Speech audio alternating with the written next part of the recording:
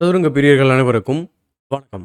So இன்னைக்கு ரொம்ப எக்ஸைட்டிங்கான ஒரு கேம் வந்து பார்க்க போகிறோம். ஸோ யூசி செஸ்ல சுற்று 9ல் அப்துஸ்ராஃப் நொதிர்பேக்குக்கும் பிரக்னானந்தாவுக்கும் நடந்த ஒரு நான் சொன்ன மாதிரி ஒரு எக்ஸைட்டிங்கான கேம் பார்க்க போகிறோம். அதுக்கப்புறம் டை பிரேக்கில் என்ன நடந்தது, ரிசல்ட்ஸ் என்னாச்சு அப்படிங்கிற மற்ற விஷயங்கள் எல்லாத்தையும் நம்ம டீட்டெயில்டாக வந்து பார்க்கலாம்.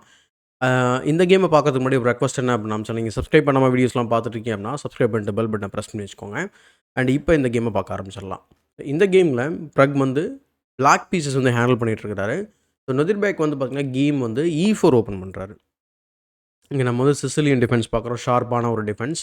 அண்ட் இந்த சுற்றுக்கு முன்னாடி வந்து பார்த்தீங்கன்னா அவர் வந்து இவரோட ஒரு பாயிண்ட் ஃபுல் பாயிண்ட் வந்து கம்மியாக இருக்கிறாரு. இவர் இந்த இந்த கேமை ஜெயிச்சாரு அப்படின்னா நம்ம வந்து டை பிரேக் வந்து ஃபோர்ஸ் பண்ண வாய்ப்பு இருக்குது. ஸோ C5 அதனால் ஷார்ப் லைன் வந்து சூஸ் பண்ணுறாரு சிசிலியன். நைட் F3 அதுக்கப்புறம் E6 and then pawn to D4, C takes D4, knight takes D4, அதுக்கப்புறம் knight C6 and then knight C3. So இதை வந்து டைம் ஆன் ஆஃப் வேரியேஷன் சொல்லுவாங்க. அதில் இந்த 4 நைட்டுமே வெளியில் வந்திருக்கு அப்படிங்கிறதுனால நீங்களே கெஸ் பண்ணியிருப்பீங்க வேரியேஷன் பேர். So 4 nights variation. So bishop to F4, bishop F4க்கு அடுத்து பான் டு D6 விளையாடுறாரு. அண்ட் இந்த பொசிஷனில் வந்து நைட்டை வந்து இங்கே கொண்டு வந்து இந்த மாதிரி D6 ப்ரெஷர் பண்ணுறதுனா பண்ணலாம். பட் இதை வந்து டிரான்ஸ்போஸ் ஆகிட்டு உங்களுக்கு ஸ்வஷ்னிகாவ் அந்த மாதிரியான வேரியேஷன்ஸ்குள்ளே போக வாய்ப்பு இருக்குது. இந்த மாதிரி நம்ம விளையாட முடியாது. ஸோ பிஷப் டு B5 வந்து விளையாடுறாரு. அப்போ பிஷப் டு D7 அண்ட் உடனே கேப்சர் பண்ணிடுறாரு அப்சுசராவ். அண்ட் கேப்சர் பண்ணலாம். இதில் என்ன பெனிஃபிட் அப்படின்னு பார்த்தீங்கன்னாக்கா, சென்டரில் வந்து ஒரு 3 பான் வந்து இருக்குது. சென்டர் பான் மெஜாரிட்டி இருக்குது. ரெண்டாவது B5 வந்து ஓப்பன் ஆகிருக்கு. அப்போ கிங் சைடில் கேன்சல் பண்ணாமல் குயின் சைடில் கேன்சல் பண்ணும்போது இந்த B5 வந்து பெரிய ஒரு அட்வான்டேஜாக இருக்கும். ஸோ பிஷப் A4 அண்ட் இந்த பொசிஷனில் வந்து பிஷப் A4க்கு அப்புறம் அவர் கேம் வந்து E5 வந்து ஓப்பன் விளையாடுறாரு. ஜஸ்ட் பிஷப் ஒரு கொஷின் மார்க் போடுறாரு. இதே நம்ம ஏன் D5 விளையாடக்கூடாதா அப்படின்னா தாராளமாக விளையாடலாம். ஸோ D5 வந்து இன்னும் பார்க்குறதுக்கு நல்லாயிருக்கும். அண்ட் இந்த பொசிஷனில் ஒயிட் வந்து டெஃபினட்டாக இந்த மாதிரி வெட்ட மாட்டாங்க. இப்படி வெட்டினாலும் ஆல்ரெடி வந்து பார்த்திங்கன்னா இந்த சென்டரில் கூடிய மெஜாரிட்டி வந்து பார்த்திங்கன்னா ரொம்ப ரொம்ப ஸ்ட்ராங்கான ஒரு ப்ளஸ் பாயிண்ட்டு. ஸோ இதை வச்சு ஈஸியாக வந்து கேமை கொண்டு போக முடியும். சப்போஸ் இந்த மாதிரி ஆடும்போது அவங்க அட்வான்ஸ் பண்ணாங்க அப்படின்னா நைட்டை வீட்டுக்கே கூட்டிகிட்டு போகலாம். ஒன்றும் பெரிய இஷ்யூ கிடையாது. அதுக்கப்புறம் E7 வந்து நம்ம இங்கே ப்ரெஷர் பண்ண ஆரம்பிக்கலாம். குயின் C7 அல்லது பானை C5 போட்டு பிஷப்பை ட்ரேட் பண்ண பார்க்கலாம். ஸோ இந்த வேரியேஷனுமே பெட்டர் தான். அதனால தான் இந்த மாதிரி D5 வந்து பெட்டர் மூவாக இருக்குது. பட் பிரக் வந்து E5 வந்து விளையாடுறாரு. அதுக்கப்புறம் பிஷப் G5, H6 எப்படியும் பிஷப்பை வெட்ட மாட்டாருன்னு ஒரு எதிர்பார்ப்பு. பட் வெட்டினதுனால இங்கே ஒரு பெரிய இம்பேலன்ஸ் வந்து கிரியேட் ஆயிருக்கு ஆல்ரெடி. என்னென்னா பிஷப் பேர் ஒரு இம்பேலன்ஸ் ப்ளஸ் சென்டரில் ஒரு பெரிய ஒரு என்ன சொல்கிறது பான் குவியல் வந்து இருக்குது. இந்த ஒரு பான் வந்து இருக்கிறது தான் பிரச்சனை. அது மட்டும் இல்லாமல் பிரகோட C6 பான் ட்ராப் ஆகிடுச்சு அப்படின்னா நமக்குமே ப்ராப்ளம் தான் D5. ஸோ எப்படி ஹேண்டில் பண்ணுறாரு அப்படிங்கிறத பாருங்கள். ஸோ குயின் டு D3 ஓப்பனிங்கில் வந்து எப்போவுமே வந்து ஜெர்மின் சில்மேன் வந்து சொல்கிற மாதிரி ஒரு இம்பேலன்ஸ் க்ரியேட் பண்ணி விளையாடுறதுக்கு நம்ம வந்து பழகிக்கணும். ஒரே மாதிரி இருந்தால் நீங்கள் மிடில் கேமில் எந்த ஒரு பிளானுமே பண்ண முடியாது. அப்போ நமக்குள்ளே பிளான் என்ன அப்படின்னா பிஷப் பேர் இருக்குது, இங்கே ரூக்கோட B5 வந்து இருக்குது. ஸோ இதெல்லாம் வச்சோம்னா நமக்கு ஒரு ஐடியா கிடைக்கும்ன்றது தான். So queen to D3 விளையாடுறாரு. அதுக்கு A5 பார்க்குறோம். ஏன்னா இங்கே நாங்கள் வந்து பிஷப் E7 போட்டிங்கன்னா குயின் A6 இருக்குது. ஆல்ரெடி இந்த பிஷப்பை இந்த பானை அவங்களால பாதுகாப்பு கொடுக்கவே முடியாது. நீங்கள் ரூக் C8 போட்டிங்கன்னா A7 வந்து ஃபால் ஆகிடும். There is no way to save the pawn. Suppose நீங்கள் C5 போட்டிங்க அப்படின்னா you are completely losing the game now. Because bishop takes D7 அதுக்கப்புறம் king Tex D7 night to D5 உள்ள night உள்ளே வந்துடும். சும்மா ஜஸ்ட் லைக் தட் நீங்கள் வந்து மூவ் பண்ணிங்க அப்படின்னா ஆக்சுவலாக நீங்கள் வந்து செக்மேட் ஆகிடுவீங்க கொஞ்சம் நேரத்தில். இங்கே போனீங்கன்னா உங்களுக்கு இங்கே செக்மேட்டு அல்லது கீழே வந்தீங்கன்னா குயின் டெக்ஸ் E7 செக்மேட்டு. ஸோ இந்த மாதிரி பல பிரச்சனைகள் வரலாம். ஸோ அதனால் இந்த பானை வந்து சேவ் பண்ணவே முடியாது. அதுக்காக தான் பிஷப் E7 வந்து அவசரப்படாமல் A5. So castles on the queen side very brave move அப்படின்னு சொல்லலாம் கண்டிப்பாக. ஏன் அப்படின்னா B5 ஓப்பன் ஆகிருக்கு. ரூக் வந்து B8 வந்துட்டு டபுள் பண்ணுறது easy. Bishop E7 castle and then double பண்ணிடலாம். இங்கே ஒரு பிவிட்டிங் பாயிண்ட்னு சொல்லுவாங்க. அதாவது உள்ளே போகக்கூடிய ஒரு சின்ன ஒரு அவுட் போஸ்ட்னு சொல்லலாம். அவுட் போஸ்ட்னு சொல்ல முடியாதுன்னா பானோட கிக் பண்ண முடியும். பட் இருந்தாலும் உள்ளே போகிறதுக்கான ஒரு வழி இருக்குது. அதுக்கப்புறம் டபுள் பண்ண வாய்ப்பு இருக்குது. எக்ஸாக்ட்லி இது மாதிரி கேமில் நடக்கும். ஸோ கேசல்ஸ் அந்த குயின் சைட் பிஷப் E7. அப்போது குயின் சைட் கேசல் பண்ணாமல் வேறு என்ன செஞ்சுருக்கலாம் அப்படின்னா குயின் C4 ஒரு ஐடியா இருக்குது. கம்ப்யூட்டரோட டாப்பும் C6 ப்ரெஷர் பண்ணுறது. பட் அப்போது நம்ம வந்து ரூக் C8 விளையாடலாம். இப்போ உங்களுக்கு ஒரு கேள்வி வரும். இப்போ திரும்ப போயிட்டு நம்ம இந்த பானை அட்டாக் பண்ண முடியாதா அப்படின்னு கேட்டிங்கன்னா குயின் டு D8 இந்த பானை டிஃபெண்ட் பண்ண முடியும். அல்லது இன்னொரு இன்ட்ரெஸ்டிங்கான மூவ் குயின் டு E6 போட்டு இந்த குயினை வந்து சேலஞ்ச் பண்ணலாம். அப்படி பண்ணும்போது ஒயிட் வந்து பார்த்திங்கன்னா ஒரு ப்ரில்லியண்ட்டான சீக்வன்ஸ் வந்து இங்கே விளையாட முடியும். Queen into C6 bishop into C6, bishop into C6 check, king E7 and then bishop takes E8. இந்த மாதிரி ஒரு இம்பேலன்ஸ் கிரியேட் பண்ணி விளையாடுறதுக்கும் வாய்ப்பு இருக்குது. ஸோ ஏன் இவ்வளோ டீட்டெயில்டாக பார்க்குறோம் அப்படின்னா, இந்த கேம் வந்து அந்த மாதிரி ஒரு முக்கியமான கேம். அப்துஸ்ரா வந்து ஒயிட் வச்சுட்டு நம்ம எப்படியாவது வின் பண்ணணும்னு சொல்லிட்டு அவர் வேணும்னே அவர் வந்து குயின் சைட் கேன்சல் பண்ண வேணும்னா மீனிங் என்னென்னா, நம்மளும் வந்து ஒரு இம்பேலன்ஸ்டோட விளையாடும், நம்மளாலையும் வந்து ஃபோர்ஸ் பண்ண முடியும், ஆப்போனண்ட் ஏதாவது அட்டாக் பண்ண முடியும்னு நினைக்கிறாரு. So bishop E7, rook HF1 and இங்கே கேன்சல் பண்ண உடனே நிறைய பேர் கிரீடியாக போய் இதை வெட்டுவீங்க. அந்த மாதிரி வெட்டக்கூடாது. வெட்டினீங்கன்னா உங்களுக்கு F5ல பிரச்சனை ஆரம்பிச்சிடும். தேவையில்லாமல் இந்த மாதிரி ஒரு லாங் டேர்ம் வீக்னஸ் வந்து நீங்கள் ஃபேஸ் பண்ணுற மாதிரி இருக்கும். So bishop E7, rook HF1, castles G3, preparing F4 வரப்போகுது, ரூக் A B8 அண்ட் இந்த பொசிஷனில் வந்து கம்ப்யூட்டரோட டாப் நைட் டு D5. ஏன்னா இங்கே பிஷப் அன்டிஃபெண்டாக இருக்குது, அதனால் நைட் D5 இஸ் பாசிபிள். ஏன்னா C டேக்ஸ் D5க்கு அப்புறம் bishop takes D7 and then pawn to D4 இதுவுமே விளையாட முடியும். பட் கேமில் G3, ரூக் A B8, அதுக்கப்புறம் pawn to F4, rook to B4 and then queen to A6 and queen to A6க்கு அப்புறம் E டேக்ஸ் F4 வந்து பிறகு விளையாடுறாரு. அண்ட் அதுக்கப்புறம் ஒரு G டேக்ஸ் F4 விளையாடுறாரு. அண்ட் இங்கே தான் வந்து பார்த்திங்கன்னா கேம் வந்து கொஞ்சமாக வந்து அவரோட பக்கம் வந்து சாய ஆரம்பிக்குது, பிறகு அட்வான்டேஜ் வந்து கிடைக்குது. அது என்னன்னு சொல்லி பார்ப்போம். ஏன் அது வந்து அந்த மாதிரி ஆகுது அப்படின்னா, இப்போ நான் உங்களுக்கு ஏற்கனவே சொல்லியிருந்தேன், இந்த ரூக்கை வந்து டபுள் பண்ண போகிறாரு. அப்போ ரூக்கை டபுள் பண்ணுறதுக்கான டைம் எப்படி கிடைக்குது அப்படின்னா, ரூக்கை B4ல வைக்கிறதுனால நமக்கு டைம் கிடைக்குது.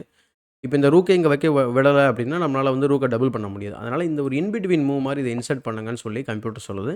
ஸோ ரூக் B8 வந்ததுக்கப்புறம் bishop into C6 and then knight takes. இந்த மாதிரி ஒரு லைன் இருக்குது. காம்ப்ளிகேட்டடான கேம். ஆனால் உண்மையாக சொல்ல போனால் ரொம்ப டீப்பாக போனோம் அப்படின்னா கன்ஃபியூஸ் ஆயிரும். எனிவே G டேக்ஸ் F4 பார்க்குறோம். ஐடியா என்னென்னா, இங்கே நீங்கள் இந்த ரூக்கை வந்து கிக் பண்ணிடுதான் main move. But G takes F4, rook FB8. இப்போ இந்த டபுளிங் வந்து அன்ஸ்டாப்பபிளாக வந்து வந்தாச்சு. அவர் என்ன நினைக்கிறாரு அப்படின்னா, பிஷப் B3 போட்டால் அப்படின்னா ஒன்றும் பண்ண முடியாதுன்னு நினைக்கிறாரு. ஆனால் ப்ராப்ளம் என்ன அப்படின்னா, இங்கே A4 இருக்குது. நைட் டேக்ஸ் A4னா ரூக் டேக்ஸ் E4 இருக்குது. சென்ட்ரல் பான் போயாச்சு. அடுத்து பிஷப் வந்து பார்த்திங்கன்னா இந்த பக்கம் வந்துட்டு ஈஸியாக வந்து ப்ரெஷர் பண்ண ஆரம்பிக்கும் கிங் சைடில், அதாவது குயின் சைடில் இருக்கக்கூடிய கிங்கை. அதனால தான் இங்கே கேம் வந்து அவர் E5 ட்ரை பண்ணுறாரு. ஆனால் அங்கே பெஸ்ட் மூவ் வந்து bishop B3. Bishop B3 best move விளையாடினாலுமே பிரச்சனைன்னு சொல்கிறேன். பட் அவர் அங்கே பெஸ்ட் மூவ் விளையாடல, E5 விளையாடுறாரு. E5 என்னன்னா, இங்கே வந்து இந்த பிஷப் வந்து அன்டிஃபெண்டாக இருக்குது. இதை எப்படி நீங்கள் வந்து இந்த பிரச்சனை தப்பிக்க போகிறீங்கன்றது தான். ரொம்ப சிம்பிளாக விளையாடுறாரு குயின் F5. ஜஸ்ட்டு அந்த பிஷப்பை பாதுகாப்பு கொடுக்குறாரு. ப்ளஸ் இந்த பானை வந்து வெட்டிக்கோங்க அப்படின்னு சொல்லி அலோவ் பண்ணுறாரு. ஏன்னா அவர் வெட்டுறாரு. வெட்டினதுக்கப்புறம் பாருங்கள் இந்த பிஷப் எவ்வளவு ஸ்ட்ராங்காக இருக்குது பாருங்கள். நம்ம ஏற்கனவே மென்ஷன் பண்ண மாதிரி ஓப்பனிங்கில் கிரியேட் ஆன ஒரு இம்பேலன்ஸ் என்னென்னா பிஷப் பேர். அது மட்டும் இல்லாமல் அவர்கிட்ட டார்க் ஸ்கொயர் பிஷப் கிடையாது. ஸோ அப்படின்னா என்ன அர்த்தம்? டார்க் ஸ்கொயர் பிஷப்பு பயங்கர ஸ்ட்ராங்காக ஆக போகுதுன்னு அர்த்தம். ஆல்ரெடி வந்து பார்த்திங்கன்னா ரூக் டேக்ஸ் B2 வந்து பெரிய த்ரெட்டு. ஸோ பிஷப் B3 போட்டு ரூக்கோட ஐஸை கட் பண்ணுறாரு. And then queen to C5. Threat என்னென்னா bishop into C3, queen into C3.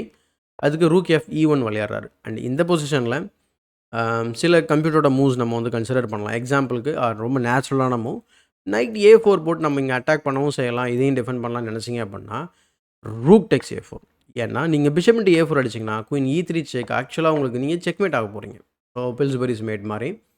அல்லது இந்த குயின் E3 செக்குக்கு ரூக் D2 வச்சு பிளாக் பண்ணாங்க அப்படின்னா தென் பிஷப் டேக்ஸ் B2 செக்கு.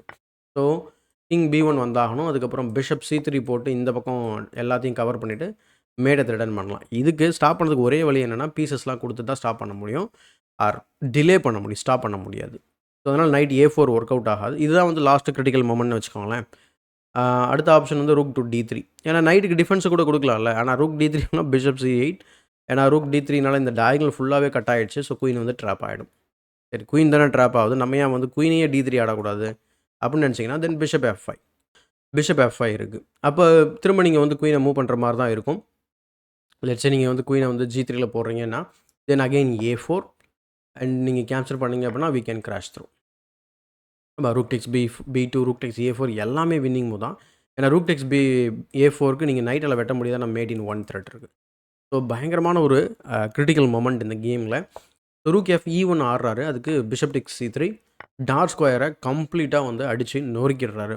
இப்போ உங்களுக்கு ஒரு சந்தேகம் வரலாம். என்ன சந்தேகம் அப்படின்னா, எங்கள் டார்க் ஸ்கொயர் பிஷப் அன்அப்போசிட்டாக இருந்தது, அதை ஏங்க கொடுத்தாரு அப்படின்னு பார்க்கும்போது, டார்க் ஸ்கொயரில் இன்வேட் பண்ணுறாரு, அதாவது அட்டாக் பண்ணுறதுக்கு தயாராகிட்டார். ஒன்றுமே பண்ண முடியாது. ஸோ குயின் D3 போய்ட்டு குயின் ட்ரேட் பண்ணலாமா பார்க்குறாரு. ஆப்வியஸ்லி இந்த பொசிஷனில் குயின் ட்ரேட் பண்ணுறது நல்லது கிடையாது. ஸோ குயின் A1 செக்கு, கிங் D2 வந்ததுக்கப்புறம் இங்கே த்ரெட் என்னன்றது உங்களுக்கு தெரிஞ்சிருக்கும். சிம்பிளாக குயின் F6 வந்துட்டு ரூக்கை D4 ப்ரிப்பேர் பண்ணுறாரு. அதனால் C3 stopping that idea.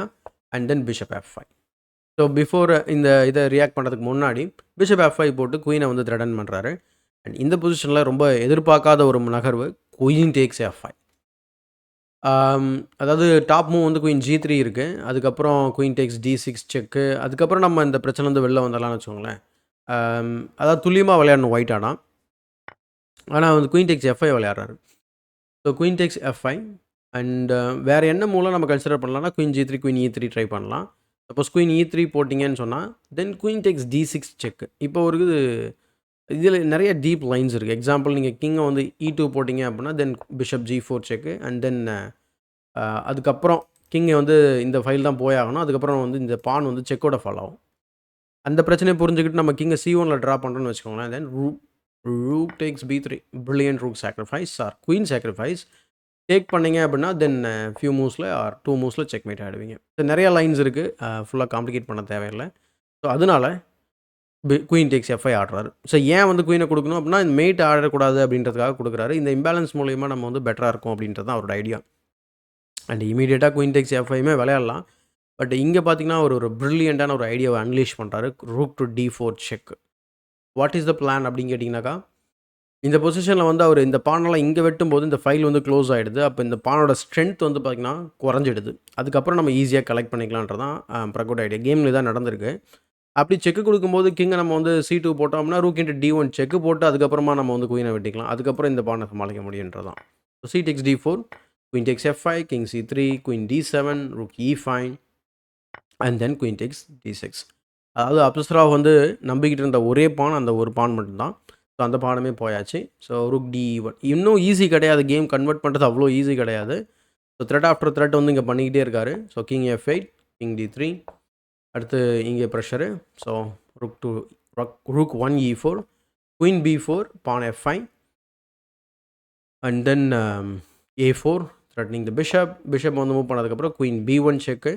And இங்கே வந்து டைம் கண்ட்ரோல் ரீச் பண்ணணும் அப்படின்றதுக்காக கொஞ்சம் ஃபியூ செக்ஸ்க்கு வந்து கொடுக்குறாரு.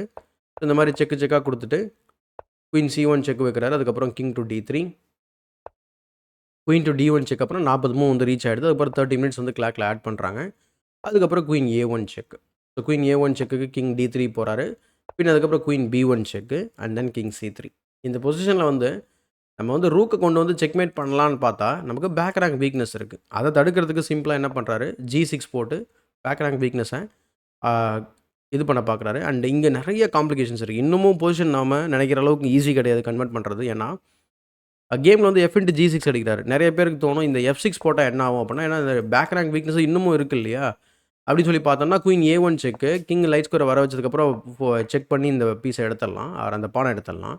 அதனால் F into G6, queen C1 check, king D3 and then rook B4 finally threatening to take on C4 with queen. அதுவும் செக்கோட வரும். So rook E8 check. இந்த இதெல்லாம் வந்து ரொம்ப ரொம்ப கேர்ஃபுல்லாக விளையாடணும் black. So rook E8 check, king G7 வந்ததுக்கப்புறம் rook G8 check, king takes G8 அவரோட ஃபைனல் ட்ரிக் பாருங்க. And then G takes F7 check. இங்கே ரொம்ப ரொம்ப கரெக்டான மூவ் வந்து பார்த்திங்கன்னா ஒன்லி மூவ் கிங்கை வந்து H7 கொண்டு போகிறது தான். கிங் G7ம் விளையாடலாம். இதில் ஒரு சின்ன ரிஸ்கியான ஆப்ஷன் என்ன அப்படின்னா rook G3 check and then you have to give up the queen. இல்லை அப்படின்னா என்ன ஆகும் அப்படின்னா இப்போ கேப்சர்ஸ் அண்ட் இந்த இம்பேலன்ஸை நம்ம விளையாடுற மாதிரி இருக்கும். சப்போஸ் இந்த செக்குக்கு நீங்கள் மொத்தம் கிங்கை மூவ் பண்ணிங்கன்னு வச்சுக்கோங்களேன். எக்ஸாம்பிள் கிங் F8 போனீங்கன்னு சொன்னால் தென் ரூக் G8 செக்கு. அதுக்கப்புறம் நீங்கள் இங்கே போனதுக்கப்புறம் நம்ம ப்ரொமோட் பண்ணி செக்மேட் பண்ணிடலாம். அல்லது கார்னர் போனீங்க அப்படின்னா இன்னும் பியூட்டிஃபுல்லான செக்மேட் இருக்குது. So rook G8 check and then இங்கே அண்ட் தென் நைட்டை அண்டர் ப்ரொமோட் பண்ணியும் செக்மேட் பண்ணலாம். அது தேவையில்லாத ஒரு காமெடி. அதர்வைஸ் இங்கே வந்ததுக்கப்புறம் நம்ம ஃபஸ்ட்டு F8ல் ப்ரொமோட் பண்ணி அதுக்கப்புறம் நம்ம இந்த மாதிரி செக்மேட் பண்ணலாம். ஸோ பல செக்மேட் ஐடியா வந்து இந்த டைம் ப்ரெஷர்லையும் கடைசி நேரத்தில் கூட அவர் வந்து ட்ரை பண்ணிக்கிட்டே இருக்காரு. பட் இதெல்லாம் வந்து மாட்டக்கூடாது அப்படின்றதுக்காக தான் இந்த இடத்துல பொறுமையாக யோசனை பண்ணி அவ்வளோ டைம் எடுத்து விளையாடிருக்காரு பிரக்னனந்தா. ஸோ கிங் H7க்கு அப்புறம் there is nothing you can do அப்படின்னு சொல்கிறாரு. பட் குயினை ப்ரொமோட் பண்ணிட்டேன் அப்படின்னு சொல்கிறாரு. ப்ரொமோட் பண்ணால் என்னப்பா அப்படின்னு சொல்லிட்டு அவர் ஒரு மேட்டிங் பேட்டர்ன் வந்து இங்கே உருவாக்குறாரு. Queen takes C4 with check வந்ததுக்கப்புறம் அவர் கிங்கை வந்து D2 போடுறாரு. இந்த பொசிஷனில் ரிசைன் பண்ணிடுறாரு. 2 வேரியேஷன்ஸ் இருக்குங்க. ஒன்று கிங்கை E4 போடுறது செக்கு, அதுக்கப்புறம் இந்த மாதிரி செக்கு கொடுத்துட்டு செக்மேட் பண்ணலாம். இந்த மாதிரி செக்மேட் பண்ண வாய்ப்பு இருக்குது. அதே போல் நம்ம இங்கே செக்கு கொடுக்கும்போது இங்கே வந்தாங்க அப்படின்னா ஸ்கீவர் இருக்குது, அல்லது வீட்டுக்கு போகிறது ஆர் கிங் டு D2 மாதிரியான மூவ்ஸ் ட்ரை பண்ணால் மேட் இன் 3 ஐடியாஸ் இருக்குது இந்த மாதிரி. அல்லது இங்கே போனீங்க அப்படின்னா செக்கு, அதுக்கப்புறம் பேக் ரேங்க் மேட்டு. ஸோ இப்படி பல செக் மேட்டிங் பேட்டர்ன்ஸ் வந்து இருக்குது. ஸோ எல்லாமே வந்து பார்த்திங்கன்னா ரொம்ப ஈஸியான ஒரு பேட்டர்ன் தான் அவங்க லெவலில். 10 நிமிஷம் மேலே இருக்குது டைம். ஸோ அவர்கிட்ட 28 நிமிஷம் இருந்தாலும் இந்த இடத்துலேயே வந்து ரிசைன் பண்ணிடுறாரு. ஏன்னா இதை கண்டினியூ பண்ணி எந்த ஒரு பிரயோஜனமும் இல்லை அப்படிங்கிறது தான். ஸோ இந்த கேம் வந்து பார்த்திங்கன்னா ஏன் இவ்வளோ எக்ஸைட்டிங்கான கேம் அப்படின்னா, பிளாங்க் பீஸ் வச்சு அப்துல்ஸ்ராஃப் நொதிர்பேக் மாதிரியான பிளேயரை பீட் பண்ணுறது சாதாரண விஷயம் கிடையாது. ஸோ அந்த விதத்தில் பிரக்னந்தாவை பயங்கரமாக நம்ம வந்து பாராட்ட வேண்டியிருக்கு. இதுக்கப்புறம் என்ன நடந்தது அப்படின்னா, இவர் 5.5 எடுத்ததுனால இப்போ நம்ம ரிசல்ட்ஸ் பேஜ் போயிட்டு நம்ம வந்து டீட்டெயிலாக டிஸ்கஷன் பண்ணுவோம். ஸோ இதான் ரிசல்ட்ஸ் பேஜ். ஸோ 5.5ல் வந்து பார்த்திங்கனாக்கா 3 பேர் டையாக இருக்கிறதுனால டை பிரேக் வந்து வச்சுருக்காங்க. டை பிரேக் 1ல் வந்து ஈக்குவலாக முடிஞ்சிருக்கு. டை பிரேக் 2ல் வந்து பார்த்திங்கன்னா பிரக் வந்து 1.5 எடுத்து அகெயின்ஸ்ட் சிந்தாரா வந்து 1 அண்ட் நொதிர்பேக் வந்து 0.5 தான் எடுத்திருக்காரு. ஸோ இந்த டை பிரேக்கில் வந்து பார்த்திங்கன்னா செகண்ட் டை பிரேக்கில் பிரக்னானந்தா வந்து பார்த்திங்கன்னா பீட் பண்ணதுனால யூசி கப் சாம்பியன் வந்து பார்த்திங்கன்னா செகண்ட் யூசி கப் சாம்பியன் வந்து பிரக்னானந்தா. ஸோ வாழ்த்துக்கள் அண்ட் கங்க்ராச்சுலேஷன்ஸ் பிரக்னானந்தா. அண்ட் இங்கே இன்னொரு முக்கியமான விஷயத்தை கவனிச்சிங்க அப்படின்னா, இன்னொரு குயிக்கான ஒரு ஸ்மால் திங்கை வந்து பார்த்துட்டு நம்ம வந்து வீடியோ முடிச்சிடலாம். ஸோ நம்மளுடைய 2700 செஸ்.com அப்படின்ற ஒரு பிளேலிஸ்ட் ஆர் அந்த சைட் இருக்குது. அதில் உங்களுக்கு பிரகோட பாயிண்ட்ஸ் வந்து பார்த்திங்கன்னா 11 ரேட்டிங் வந்து ஏற்றிருக்காரு. அது மட்டும் இல்லாமல் வேர்ல்டு நம்பர் 4க்கு வந்து பார்த்திங்கன்னா முன்னேறி போயிருக்காரு. அது மட்டும் இல்லாமல் இப்போதைக்கு இந்தியாவோட நம்பர் 1 பிளேயர் வந்து பார்த்திங்கன்னா பிரக். ஸோ ஐ திங்க் இதான் முறையாக அவர் வந்து இந்த ஃபீட் வந்து அச்சீவ் பண்ணியிருக்கிறாரு. ஸோ ஒரு புதிய சாதனை வந்து பண்ணதில் மிக்க மகிழ்ச்சி. ஸோ உங்களுடைய வாழ்த்துக்கள் நீங்கள் கமெண்ட் செக்ஷனில் பதிவு பண்ணுங்கள். அண்ட் இந்த வீடியோ பிடிச்சிருந்தா லைக் போடுங்க, மறக்காமல் மற்றவங்களுக்கு ஷேர் பண்ணுங்கள். தமிழ் செஸ் சேனலை சப்ஸ்கிரைப் பண்ணல அப்படின்னா சப்ஸ்கிரைப் பண்ணிட்டு பெல் பட்டனை ப்ரெஸ் பண்ணி வச்சுக்கோங்க. இதே போல் ஒரு பயனுள்ள வீடியோவுடன் உங்களை சந்திக்கும் வரை உங்களிடம் இந்த விடைபெறுவது உங்கள் சதுரங்க சாணக்கியன்.